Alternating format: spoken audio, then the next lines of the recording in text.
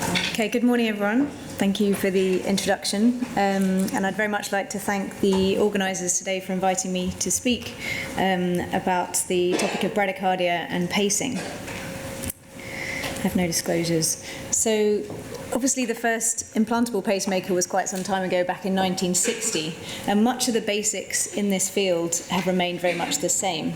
So I don't want to go over much of the old information, but there have been some notable developments in both hardware, locations for lead placement, and pacing algorithms that have occurred in recent years, and I'll aim to focus on these. So, as an overview of my talk, I'm just going to briefly touch on the important reversible causes of bradycardia and the acute pacing algorithm. I'd then like to pick up on a few up-to-date indications for permanent pacing in both sinus node disease and AV block, and then move on to talk about the problem of pacing-related LV dysfunction and the possible solutions for that in terms of physiological pacing, both his bundle pacing and left bundle pacing. So in terms of the acute pacing algorithm, I suspect the only new development in this area is the increasing availability we're seeing of permanent pacemaker implantation, sometimes 24 hours a day, 7 days a week at some centres. And this makes it even more important not to miss the reversible causes. So drugs, obviously a very important cause. Lyme disease is rare but eminently treatable with a course of antibiotics. Electrolyte disturbance and ischemia are just a number of the things to look out for. And these do not require permanent pacing if we are able to correct them. And it's important to note on this side of the algorithm that if prolonged temporary pacing is needed, this should be via an externalized permanent pacing system rather than a temporary pacing wire. So in terms of the ESC guidelines from 2013, these categorize bradyarrhythmias according to whether they are persistent or intermittent. And of these which are intermittent, they either have ECG documentation or they can be simply suggested by conducting disease on the resting ECG or by the history, for example, reflex syncope. The most recent American guidelines from 2018 are very clear in their message that for sinus node dysfunction, there is no minimum heart rate or pause duration where permanent pacing is recommended. In fact, the essential element is establishing temporal correlation between symptoms and sinus bradycardia or pauses. Another important concept introduced by the American guidelines is that of screening patients with nocturnal bradycardia for sleep apnea. Both sleep-disordered breathing and nocturnal bradycardias are commonly found in the general population, but importantly, sleep apnea can be successfully treated using nocturnal CPAP machine. And this often resolves the bradycardic episodes, therefore an important point not to miss and lead to unnecessary permanent pacemaker implantation. Both sets of guidelines agree that in contrast to sinus node disease, pacing is indicated for patients with complete heart block or second-degree Mobitz 2 AV block, regardless of whether the patient has symptoms. They also suggest that patients with Mobitz type 1 AV block should only be considered for pacing if they have symptoms or if an EPS is undertaken, which is unusual, and it demonstrates that the level of the AV block is infranodal. The guidelines for pacing in intermittent documented bradycardia are very similar to that in persistent bradycardia. One diagnosis just to look out for is that of AV block in persistent atrial fibrillation, which should be suspected if there's a slow or regular ventricular response observed in AF, which is again an indication for pacing regardless of symptoms. In the asymptomatic patient, again, there is no specific pause duration in atrial fibrillation that warrants permanent pacing. Also, in the patient who's being investigated for syncope, asymptomatic pauses of up to 6 seconds due to any mechanism should prompt consideration of pacing. So I think it's fairly well established that patients in sinus rhythm with either sinus node disease or AV block should have a dual chamber system implanted to preserve spontaneous AV conduction. This has been shown to reduce the risk of AF and stroke, avoid pacemaker syndrome, and improve quality of life. Patients with permanent AF and no plans to restore sinus rhythm should receive a single chamber pacing system, as neither sensing or pacing of the atrium will be required. So I'd just like to go on to share a case with you that I had recently. I had a 59-year-old gentleman who presented with frequent dizzy spells and pre-syncope. This happened over around a period of 6 months. He was not on any medications. He had a structurally normal heart on echo. And on his Holter, interestingly, he had a 49% AF burden with multiple symptomatic episodes as shown below. So unfortunately, I don't have the app for questioning, so I'm going to ask for a show of hands, and I'll just go through my options that I'm giving you. Would you A, start low-dose bisoprolol? Would you B, perform an AF ablation? Would you C, implant a dual-chamber pacemaker? D, a single-chamber pacemaker? Or E, start him on flecainide? So if I can just go for a show of hands, those who'd start low-dose bisoprolol? Nobody? Who would perform an AF ablation? Sort of minority. Who would implant a dual chamber pacemaker? So probably the majority. A single chamber pacemaker? One person. And who would start flecainide? One person. Okay, well, I think I went with the majority, and I did put in a dual chamber pacemaker, but I was quite torn between an AF ablation and a dual chamber pacemaker in this gentleman as he was young. But I think in these patients who have significant sinus node dysfunction, you may well find that they need a dual chamber pacemaker anyway, so you may actually be exposing them to the risk of an AF ablation when actually the symptoms are due to the sinus node disease. But there are no right answers, I don't think, in this case. So I'd like to move on and talk a bit about pacing-induced LV dysfunction. In terms of the current devices that cause LV dysfunction, and then move on to talk about the devices that may be able to prevent this. Historically, it was BVI single-chamber pacemakers that cause loss of AV synchrony and pacemaker syndrome. However, Sweeney and co-workers in 2003 presented the MOST study, which demonstrated that in dual-chamber pacemakers with preserved AV synchrony, RV pacing appeared to increase the risk of hospitalization with heart failure and atrial fibrillation in patients with sinus node disease and a normal baseline QRS. And you can see, following the curve, that as the amount of ventricular pacing goes up, so does the rate of heart failure hospitalization. The PREDICT-HF study also followed patients with preserved LV function and new pacemakers for over 3 years after their implant, and they grouped patients according to their paced QRS duration. So the first group was less than 160 milliseconds QRS, second group 160 to 190, and the third group was greater than 190. And they found that despite having normal LV function at the time of implant, the broader the paced QRS, the higher the risk of heart failure events. The DAVID trial also looked at 506 patients with an ICD indication with a reduced ejection fraction and no pacing indication. And they randomized them to program them either DDDR, which is a dual chamber pacing at 70, versus a VVI backup of 40, which tries to avoid pacing the right ventricle. And you can see there was a significantly higher risk of death and heart failure hospitalization in the DDR 70 group, telling us that a high burden of RV pacing in those with LV dysfunction is distinctly worse than avoiding RV pacing altogether.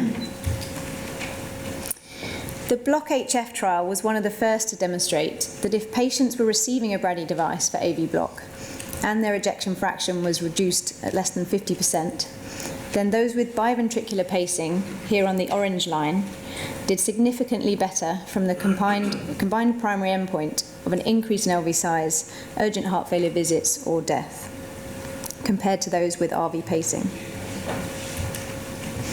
And importantly, this has made it into the American guidelines as physiological pacing, i.e. CRT or His bundle pacing, is recommended for patients with an ejection fraction less than 50% and AV block.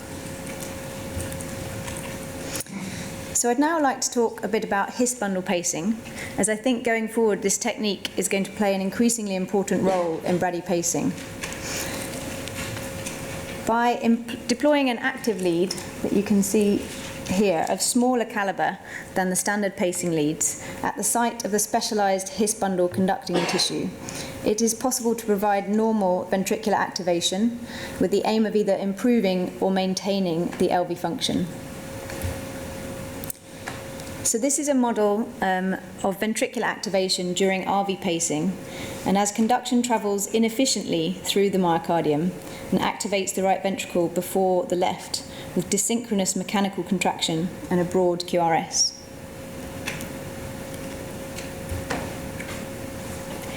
Whereas this model shows His bundle pacing. Once the pacing lead fires, activation spreads through the native specialized His-Purkinje conduction system and is followed by rapid depolarization and activation of the ventricles, giving a normal narrow QRS complex and preserving normal mechanical function.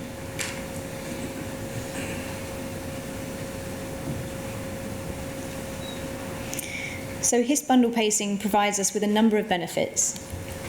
We can preserve the patient's intrinsic narrow QRS despite a high pacing burden requirement. We can narrow a widened QRS to restore normal ventricular activation. And we can optimize AV delay whilst preserving a narrow QRS and optimizing ventricular activation. So Dan Keane at Imperial College, who I have to thank for several of these His pacing slides, has recently published a cohort of real-world international experience with His bundle pacing. And this has demonstrated that the overall success rates of implanting a working His lead is around 81%, and that this increases to 87% after the initial learning curve of around 40 cases per operator. Similar data was published in a meta-analysis of around 1,400 patients by Bradycardia in 2018, which published an 85% success rate for implanting a His lead and a 5% complication rate. So relatively similar to LV leads for biventricular pacing. Importantly, we can see if your baseline LV function was greater than 50% in the red boxes, then His pacing preserves your LV function, whereas if your baseline LV function is less than 50%, then His bundle pacing is able to improve your LV function. And Abdul Rahman in 2018 published an outcome study of around 760 patients, which compared outcomes in consecutive cases at two sister hospitals, one implanting RV leads and one implanting His pacing leads. The RV pacing you can see on the red line, the patients did worse in terms of death, heart failure, hospitalization, or upgrade to biventricular pacemakers. We also know that from a small series of 39 patients that QRS duration can be shortened in the context of a right bundle branch block. And in turn, this can improve the baseline LV function in all comers with right bundle branch block from around 30% to around 40%.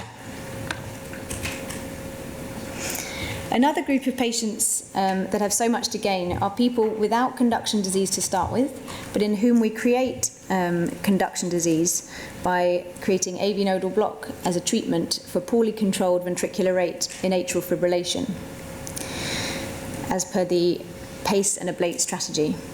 In these patients, traditional Brady pacing strategies create desynchrony, which can initiate or worsen heart failure. So this fluoroscopy image here shows the proximity of the His bundle lead and the AV node ablation catheter position during an AV node ablation. The good news is that there are now several studies, including this Chinese study of 42 patients, which demonstrated the feasibility of the technique of His pacing and subsequent AV node ablation. There were no significant increases in His capture threshold over the 12-month follow-up period. So whilst the level of bundle branch block is most often proximal, and in these cases we see around a 93% success rate for implanting a working His lead, in some patients the block is infranodal, and the success rate for His pacing in these cases can be as low as 76%, even in the hands of experienced operators. Other reasons for failure for implanting a His lead are that either the His bundle capture or bundle branch reversal thresholds are too high, or there's a failure to map the His bundle using this technique, or there are poor sensing parameters once implanted. So in terms of looking for an improvement to this, in 2017 Dr. Huang reported the first case of left bundle branch pacing as an alternative approach to pacing the conduction system. He presented a case of a 72-year-old lady with heart failure and left bundle, in whom he'd failed an LV lead, and also, despite achieving His bundle capture, failed to reverse her left bundle. So therefore he went on to implant a left bundle pacing lead, and at the 1-year follow-up she had increased her ejection fraction from 32% to 62%. BNP levels had gone down, her MYHA class had improved, and she'd had no hospitalizations, and the pacing threshold had remained stable. So all very encouraging. The technique of left bundle pacing uses the standard His pacing delivery sheath and lead, which means you can simply transition from one technique to the other if His bundle pacing fails. The target for the tip of the left bundle lead is around 1.5 centimeters in the apical direction, which can be seen more clearly in the REO projection as shown here. As the lead is slowly screwed into the septum, pacing is performed at regular intervals to track the progress of the lead, as shown here.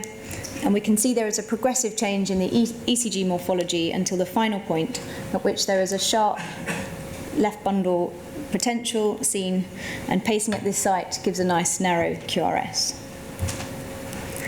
This CT image on the right here shows the typical final location of the lead deep within the septum, and this angio image shows the proximity of the lead to the septal branches of the LAD.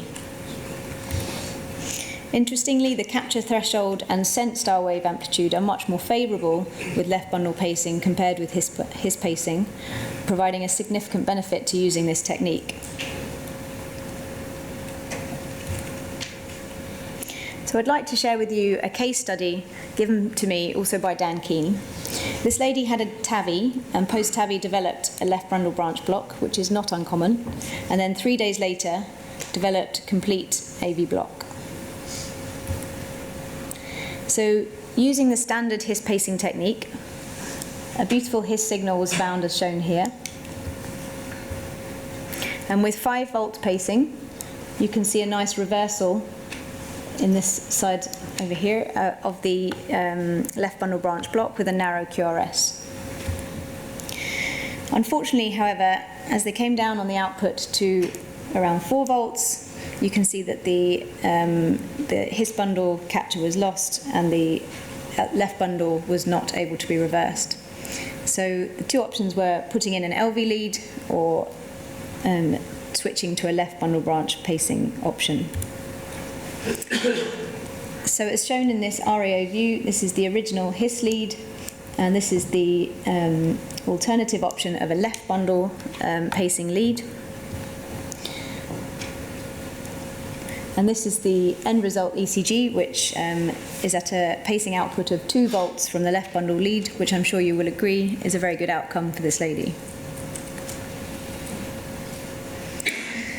So just joining on nicely from that last case is a relatively new guideline that patients who do develop a new left bundle following TAVI implantation, much as this last case did, a pacemaker may be considered at that point, given the high rates of subsequent AV block that are seen in this cohort of patients, particularly in patients who have received a self-expanding TAVI valve. Lastly, I just want to go on to briefly talk about leadless pacing, which has been developed in the last few years.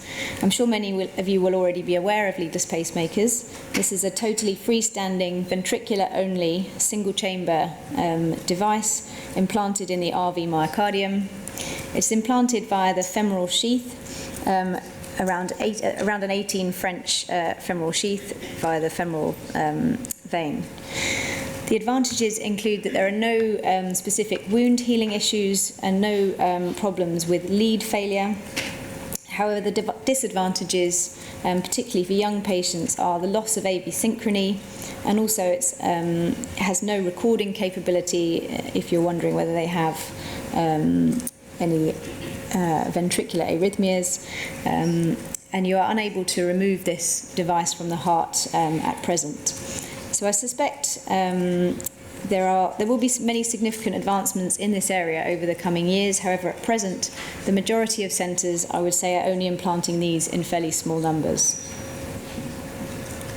So I have one last case to leave you with, if I have time. It's another case that we had recently, a 26-year-old female with intermittent episodes of presyncope.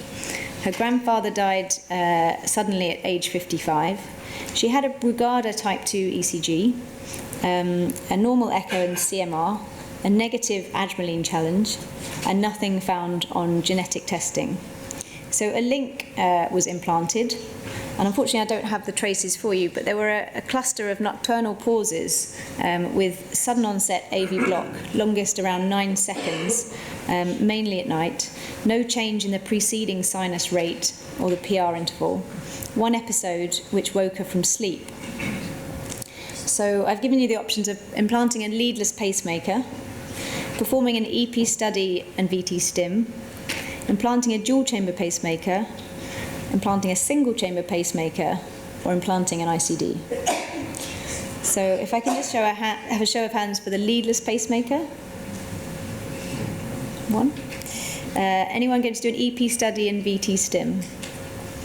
Yeah, probably the majority. A dual-chamber pacemaker. Quite a few.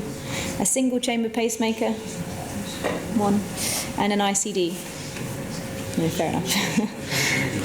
So we actually went for an EP study and VT stim in this lady, which was normal, and I think are really trying to hold off implanting a device. Again, I don't think there are any right answers, but we're referring her for a sleep study to make sure she doesn't have any central or peripheral sleep apnea that may be a cause for these pauses. But yeah. Anyway, to move on to my take-home messages, permanent pacing is not indicated if reversible cause for bradycardia is found. Pacing for sinus node disease only if the patient is symptomatic, and beware sleep apnea is a treatable cause. Physiological pacing is indicated if there is AV block and an EF of less than 50%. His pacing is highly successful if the level of block is at or above the node, and left bundle branch pacing may represent a promising alternative technique for infranodal block with LV dysfunction. Thank you.